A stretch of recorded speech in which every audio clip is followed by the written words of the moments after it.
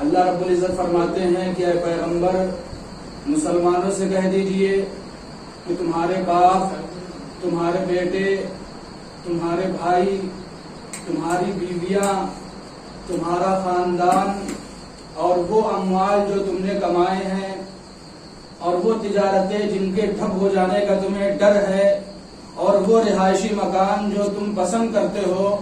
اگر تمہیں اللہ اور اس کے رسول سے اور اس کے راستے میں جہاد کرنے سے زیادہ افضل ہیں تو پھر تم انتظار کرو یہاں تک کہ اللہ اپنا فیصلہ صادر فرما دے،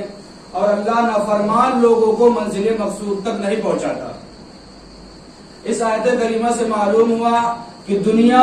اور دنیا کی تمام چیزوں کے مقابلے میں چاہے وہ جتنی ہی عزیز کیوں نہ ہو، اللہ اور اس کے رسول کی محبت زیادہ ہونی چاہیے۔ اور صحابہ کرام کے سامنے یہ حقیقت روز روشن کی طرح آیا تھی، اسی وجہ سے صحابہ کرام کے لیے بڑی سی بڑی قربانی، یہاں تک کہ اپنی جان کی بھی قربانی دینے سے وہ اللہ اور اس کے رسول کے لیے پیچھے نہیں ہٹتے تھے،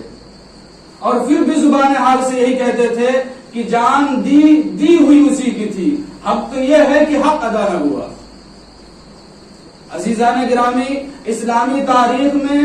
صحابہ کرام کی زندگیاں ہمارے لیے ایک آئیڈیل ہیں، صحابہ کرام کی قربانیاں، صحابہ کرام کے کارنامے ہمارے لیے ایک سبق ہے۔ خاص طور سے مادیت کے اس پرفتن دور میں، ایمان و عمل کی اس کمزور ترین زمانے میں، صحابہ کرام کے واقعات، صحابہ کرام کی حالات، صحابہ کرام کی زندگیاں ہمارے لیے ایک سبق ہیں، ایک نصیحت ہے۔ عشق رسول کیا ہوتا ہے، عشق نبی کیا ہوتا ہے، حب رسول کیا ہوتا ہے، اگر ہمیں یہ جاننا ہے تو اللہ کی قسم ہمیں صحابہ کرام کی زندگیوں کو جاننا پڑے گا۔ حضرت ابو بکر صدیق رضی اللہ تعالیٰ عنہ کا وہ جملہ یاد کیجئے جو انہوں نے اپنے بیٹے عبد الرحمن بن ابی بکر کے لیے کہا تھا، اس لیے کہ جنگ بدر کے دن تک عبد الرحمن بن ابی بکر یہ مسلمان نہیں ہوئے تھے، یہ کافروں کی طرف سے آئے ہوئے تھے۔ جب انہوں نے بعد میں اسلام قبول کیا تو باپ بیٹے کسی جگہ اکٹھا بیٹھے ہوئے تھے، تو بیٹا کہتا ہے ابا جان، بدر کے میدان میں فلاں جگہ آپ میری تلوار کی زد میں آ گئے تھے، لیکن میں نے آپ کو اس وجہ سے چھوڑ دیا تھا کہ آپ میرے بابا جان تھے۔ قربان جائیے سیدنا صدیق اکبر رضی اللہ تعالیٰ عنہ کے جملوں پر، فرماتے ہیں بیٹا میں اللہ کی قسم کھا کر کے کہتا ہوں کہ اگر اس دن تو ابو بکر کی تلوار کے نیچے آ جاتا تو ابو بکر کی تلوار تیرے جسم کے 2 ٹکڑے کر دیتی، اس لیے کہ اس دن تو میرے محبوب کے مقابلے میں آیا ہوا تھا، محسن انسانیت کے مقابلے میں آیا ہوا تھا۔ تو صحابہ کرام کے لیے رشتوں کی قربانیاں، زمین و جائیداد کی قربانیاں، ہرے بھرے باغات اور بڑی سی بڑی تجارتی سرگرمیوں کی قربانیاں اور عزیز سے عزیز تر چیزوں کی قربانیاں دینا آسان ہو گیا تھا، اس لیے کہ وہ سرتاپا اللہ کے حبیب کے عشق میں ڈوبے ہوئے تھے۔ ان کے ظاہر و باطن پر، خوشی غمی پر، جذبات و احساسات پر، خواہشات و مرغوبات پر اللہ کے حبیب کا عشق غالب آ گیا تھا، اور پھر مغلوبیت کا نتیجہ یہ ہوا کہ وہ دنیا اور دنیا کے سیاہ و سفید کے مالک بن گئے۔ تیرا کمال عشق بس اتنا ہے جگر، وہ مجھ پہ چھا گئے، میں زمانے پہ چھا گیا۔ حضرت زید بن دسنہ رضی اللہ تعالیٰ عنہ کو جب کفار نے دھوکے سے قید کر لیا، گرفتار کر لیا اور انہیں قتل کرنے کے ارادے سے حرم پاک سے باہر مقامی تنعیم کی طرف لے چلے، تو قتل کا تماشا دیکھنے کے لیے کفار قریش کی ایک جماعت جمع ہو گئی، ایک بھیڑ جمع ہو گئی۔ اس جماعت میں، اس بھیڑ میں ابو سفیان بھی موجود تھے جو اس وقت تک ایمان نہیں لائے تھے۔ ابو سفیان نے حضرت زید بن دسنہ رضی اللہ تعالیٰ عنہ سے کہا کہ زید میں تمہیں اللہ کی قسم دے کر کے پوچھتا ہوں، بتاؤ کیا تمہیں یہ پسند نہیں کہ تمہاری جگہ تمہارے نبی کو پھانسی دے دی جاتی اور تم گھر میں اپنے آرام سے رہتے؟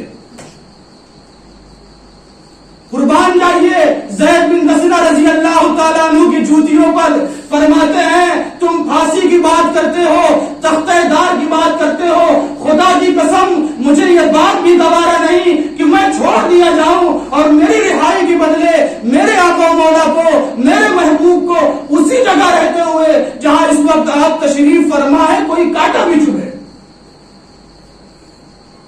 یہ جواب سن کر کے ابو سفیان دنگ رہ گئے اور یہ کہنے پر مجبور ہو گئے کہ ہم نے کسی کو کسی سے ایسی محبت کرتے نہیں دیکھا جیسی محبت اصحاب محمد سے کرتے ہیں صلی اللہ علیہ وسلم۔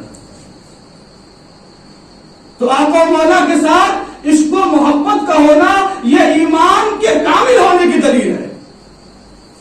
اور محبت صحیح معنوں میں یہ ہے کہ آدمی اپنی خواہشات کو، اپنی مرضیات کو اپنے محبوب کی خواہشات و مرضیات پر نچھاور کر دے۔ اپنے محبوب کی ایک ایک ادا کو اپنانا ہی عشق ہے۔ محبوب کی خوشی میں خوش ہونا، محبوب کے غم میں غمگین ہونا ہی اصل محبت ہے۔ اس کے بغیر عشق اور عشق و محبت کا دعویٰ کرنا نامکمل و ناتمام ہے۔ محبت کیا ہے؟ دل کا درد سے معمور ہو جانا، متائے جہاں کسی کو سونپ کر مجبور ہو جانا۔ ہمارے اسلاف میں، ہمارے اکابر میں صحابہ کرام سے بڑا عاشق حضور کا کوئی نہیں گزرا۔ بدر کی لڑائی سے پہلے جب آقا مولا کو کفار کی روانگی کی خبر ملی، یہاں ایک بات نوٹ کر لیجئے کہ آج یہ بات کہی جاتی ہے اسلام کے تعلق سے کہ اسلام تلوار کے زور پر پھیلا ہے۔ اللہ کی قسم اگر آپ اسلامی ہسٹری پڑھیں گے تو آپ کو معلوم ہو جائے گا کہ اسلام میں جتنی جنگیں ہوئی ہیں وہ ڈیفنس کے طور پر ہوئی ہیں، دفاع کے طور پر ہوئی ہیں، بچاؤ کے طور پر ہوئی ہیں، حفاظت کے طور پر ہوئی ہے۔ آقا نے کبھی پہل نہیں کی، اس لیے عام طور پر جتنی جنگیں ہوئی وہ مدینے کے آس پاس ہوئی ہیں۔ تو بدر کی لڑائی سے پہلے جب آقا مولا کو کفار کی روانگی کی خبر ملی کہ وہ مسلمانوں کا صفایا کرنے کے لیے آ رہے ہیں، مسلمانوں کو صفائی ہستی سے مٹانے کے لیے آ رہے ہیں، تو اس خبر کی نزاکت کو سمجھنے کے لیے آقا مولا نے صحابہ کرام کو مشورہ کے لیے جمع فرمایا، اور مشورے کا مقصد یہ تھا کہ صحابہ کرام کے حوصلے کو بڑھایا جائے کہ اس وقت مہاجرین و انصار ایک ساتھ ہیں۔ آقا مولا نے مشورہ طلب کیا تو سب سے پہلے سیدنا صدیق اکبر اور عمر فاروق رضی اللہ تعالیٰ عنہما کھڑے ہوتے ہیں، کھڑے ہو کر کے عرض کرتے ہیں اے میرے محبوب، ہم آپ کے ایک اشارے پر اپنی جان کا نذرانہ پیش کر دیں گے اور اپنے خون کے آخری قطرے تک آپ کے ساتھ ہوں گے۔ ان عاشقان رسول کے بعد حضرت مقداد بن اسود رضی اللہ تعالیٰ عنہ کھڑے ہوتے ہیں، کھڑے ہو کر کے عرض کرتے ہیں کہ اے میرے محبوب، اللہ نے آپ کو جس کام کرنے کا حکم دیا ہے آپ انجام دے دیجئے، ہم آپ کے ساتھ ہیں۔ اللہ کی قسم ہم بنی اسرائیل کی طرح یہ نہیں کہیں گے فَاذْهَبْ أَنْتَ وَرَبُّكَ فَقَاتِلَا إِنَّا هَاهُنَا قَاعِدُونَ کہ موسیٰ تم اور تمہارا پروردگار جا کر کے لڑو، ہم یہاں بیٹھے ہوئے ہیں۔ اللہ کی قسم ہم بنی اسرائیل کے خلاف کہیں گے کہ حضور آپ جہاں ہوں گے ہم وہاں آپ کے ساتھ ہوں گے۔ بخاری شریف میں حضرت مقداد بن اسود رضی اللہ تعالیٰ عنہ کے الفاظ موجود ہیں وَلَكِنَّا نُقَاتِلُ عَنْ يَمِينِكَ وَعَنْ شِمَالِكَ وَبَيْنَ يَدَيْكَ وَخَلْفَكَ کہ حضور ہم آپ کے دائیں سے بھی لڑیں گے، ہم آپ کے بائیں سے بھی لڑیں گے، ہم آپ کے آگے سے بھی لڑیں گے، ہم آپ کے پیچھے سے بھی لڑیں گے۔ اس روایت کے راوی حضرت عبداللہ بن مسعود رضی اللہ تعالیٰ عنہ فرماتے ہیں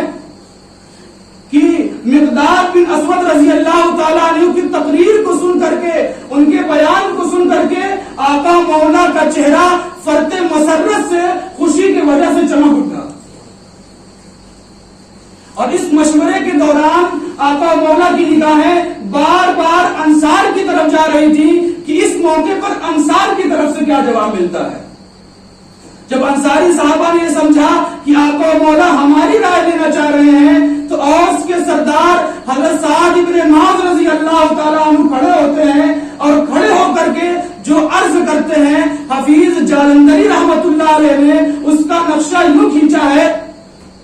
کہ صف انصار کی جانب اٹھی جب آنکھیں نبوت کی تو سعد بن معاذ اٹھے، دکھائی شان جرأت انصار ہیں ہم یا رسول اللہ، غلام سید ابرار ہیں ہم یا رسول اللہ۔ خدا نے ہم غریبوں پر عجب احسان فرمایا کہ ختم المرسلین شہر میں تشریف لے آیا، جہاں میں اس سے بڑھ کر کوئی عزت مل نہیں سکتی، کسی کو بھی ابد تک اب یہ دولت مل نہیں سکتی۔ خدا پاک کے فرمان پر ایمان لائے ہم، رسول اللہ پر، قرآن پر ایمان لائے ہم، تو کیا موت کے ڈر سے یہ دولت ہم گوا دیں گے، بھلا دیں گے احسان، بار لعنت سر پلا دیں گے؟ تعالی اللہ شیوا نہیں ہے با وفاؤں کا، پیا ہے دودھ ہم لوگوں نے غیرت دار ماؤں کا، قسم اللہ کی جس نے نبی مبعوث فرمایا، سبھی کچھ پا لیا جس وقت ہم نے آپ کو پایا، صداقت دیکھ کر رکھا تھا ان قدموں پہ سر ہم نے، کہ مانا آپ کو روشن دلائل دیکھ کر ہم نے، ہمیں آپ میدان میں لے جائیے یا شہر میں رکھیے، کسی سے صلح کو فرمائیے یا جنگ کو کہیے، ہمارا فرض ہے تعمیل کرنا رائے علی کی، ہمارا فرض ہے تعمیل کرنا رائے علی کی، ہمارا مرنا جینا آپ کی احکام پر ہوگا، کسی میدان میں ہو خاتمہ اسلام پر ہوگا، اگر ارشاد ہو بحر فنا میں کود جائیں ہم، ہلاکت خیز گرداب بلا میں کود جائیں ہم، نبی کا حکم ہو تو بھاند جائیں ہم سمندر میں، جہاں کو محو کر دے نعرے اللہ اکبر میں۔ تاریخ شاہد ہے، دنیا جانتی ہے، بدر کا میدان گواہ ہے کہ وہ مٹھی پر جماعت جو 313 افراد پر مشتمل تھی، مکہ کی 1000 سورماؤں کے چھکے چھڑا دیے۔ نہیں تھا 313 کے آگے تک شمار ان کا، سنا یہ ہے کہ ان کے ساتھ تھا پروردگار ان کا، نہ ان کے پاس تلواریں نہ ان کے پاس ڈھالیں تھی، نہ غلہ ان کے اونٹوں پر نہ پانی کی پگھالیں تھی، نہتے تھے مگر تسکین و اطمینان رکھتے تھے، ساما پر نہیں ایما پہ ایمان رکھتے تھے، نہ تیغ و تیر پر تکیا نہ خنجر پر نہ بھالے پر، بھروسہ تھا ایک ساتھی سے کملے والے پر۔ قانون الہی یہی ہے کہ اللہ کی محبت، اللہ کی مدد ایمان کامل پر آتی ہے، اور ایمان بغیر حب رسول کے مکمل ہو ہی نہیں سکتا۔ اور حب رسول کا تقاضا یہ ہے کہ نبی کے ایک ایک اشارے پر، ایک ایک ادا پر مر مٹنے کا جذبہ ہو، تب جینے کا مزہ ہے۔ لطف جینے کا اسے حاصل نہیں جو نبی کے عشق میں کامل نہیں۔ روایات میں آتا ہے کہ صحابہ کرام کو آقا مولا سے بے پناہ محبت تھی۔ اس دور میں بڑے کیا چھوٹے کیا، عورت کیا مرد کیا، سب آپ پر اپنی جان قربان کر کے زبان حال سے یہی کہتے تھے، فزتو ورب الکعبہ، رب کعبہ کی قسم میں کامیاب ہو گیا۔ اور آج ہمارا حال یہ ہے کہ ہم نے دشمنوں کو خوش کرنے کے لیے اپنا لباس، وضاقتہ، اسلامی تشخص سب کچھ چھوڑ دیا غیروں کو خوش کرنے کے لیے، لیکن افسوس سد افسوس غیر اس پر بھی خوش نہیں ہے، بلکہ وہ ہمارے ایمان کا بھی سودا چاہتا ہے۔ گواہ دی ہم نے جو اسلاف سے میراث پائی تھی، سریا سے زمین پر آسمان نے ہم کو دے مارا۔ اللہ کی قسم آج بہت سے مسلمان ایسے ہیں جو کلمہ تو نبی کا پڑھتے ہیں، لیکن ان کی زندگی غیروں کے طریقے پر ہے،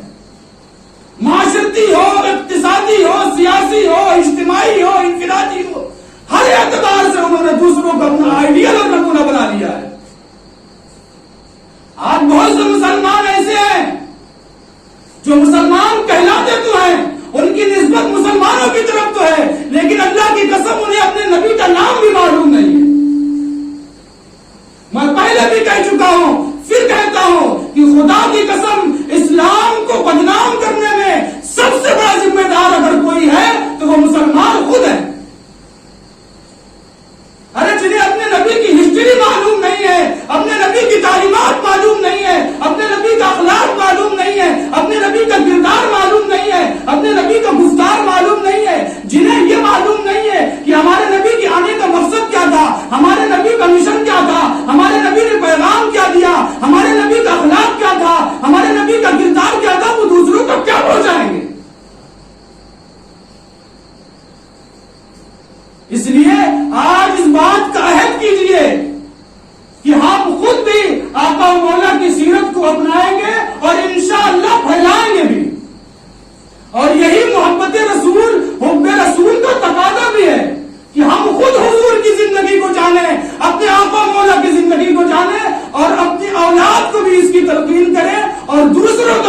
پھیلائیں. یہ ہماری ذمہ داری